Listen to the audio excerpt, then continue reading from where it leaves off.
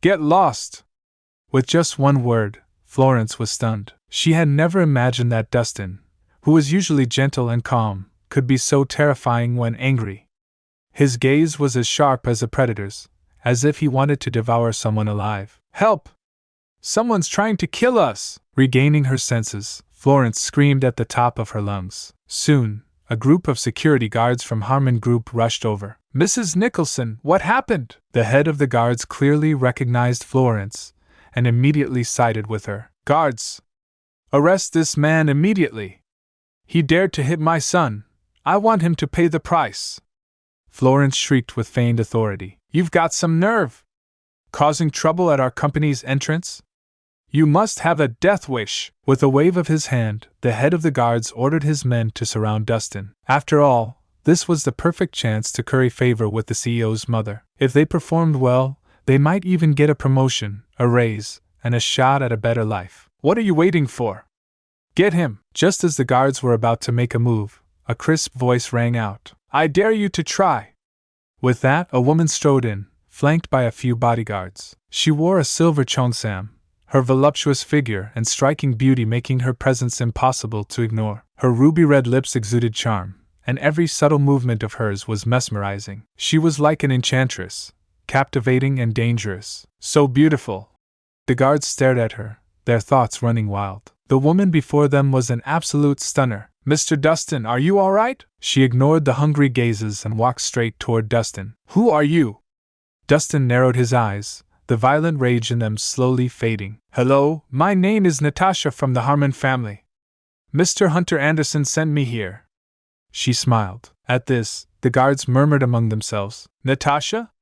From the Harmon family? My God! Why is she here? They exchanged glances, their hearts pounding. The name, Natasha, was well known throughout Swinton. Not only was she beautiful, wealthy, and well-connected, but she was also a highly capable businesswoman. At just 22 years old, she had taken over the entire Harmon Group. In just 5 years, she had built a massive business empire, earning the title of Swinton's Queen of Commerce. So it's you. Dustin nodded in realization. He had heard of Natasha before but never expected her to be acquainted with Hunter Anderson. Mr. Dustin, please get in the car and rest. Leave these pests to me. With a snap of her fingers, the 4 bodyguards behind her simultaneously pulled out batons and advanced. Though they were only 4 in number, their sheer presence was enough to make the security guards shrink back, not daring to move. After all, Harmon family bodyguards were elite professionals, not people to be trifled with. Mr. Dustin, please. Seeing no one dare to interfere, Natasha gestured politely. Dustin said nothing, picked up the broken pieces of his necklace, and got into the car with Natasha. No one dared to stop him. Hey! What are you all doing? You're just going to let them leave? Snapping out of her daze, Florence exploded with fury. Mrs. Nicholson, that's the Harmon family. We can't afford to offend them. The head guard grimaced. Going up against Natasha? Even if they had 100 lives, they wouldn't dare. Useless! If you won't offend the Harmon family, do you dare to offend my daughter?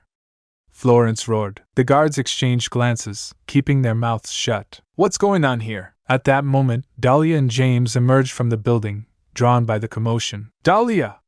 Thank God you're here! Look at your brother! Just look at what they did to him! Florence immediately started wailing. Tears streamed down her face as if she were the one who had been beaten. What happened? Who did this? Seeing James's swollen face, Dahlia's expression turned icy. Who else? That ingrate Dustin! Florence exaggerated the story. We ran into him at the entrance, and your brother saw him drop a necklace, so he picked it up to return it. But instead of thanking him, that bastard accused your brother of stealing, and then beat him mercilessly. My poor James. He was just trying to do the right thing, and look how he was repaid. As she spoke, her sobs grew louder. Dustin? Dahlia frowned. He's always been calm and collected. Why would he suddenly lash out? Did you provoke him? What are you saying? Are you doubting your own mother and taking that bastard's side? Florence gasped in outrage. I just want to get to the bottom of this, Dahlia replied. After 3 years of marriage, she knew Dustin well. He was always composed and never easily angered. It was hard to believe he would lash out over something so trivial. Isn't it obvious? Just look at James's face. If you don't believe me, ask the guards, they saw everything. Florence shot the head guard a meaningful glance. Miss Dahlia! Your mother is right. That guy went berserk.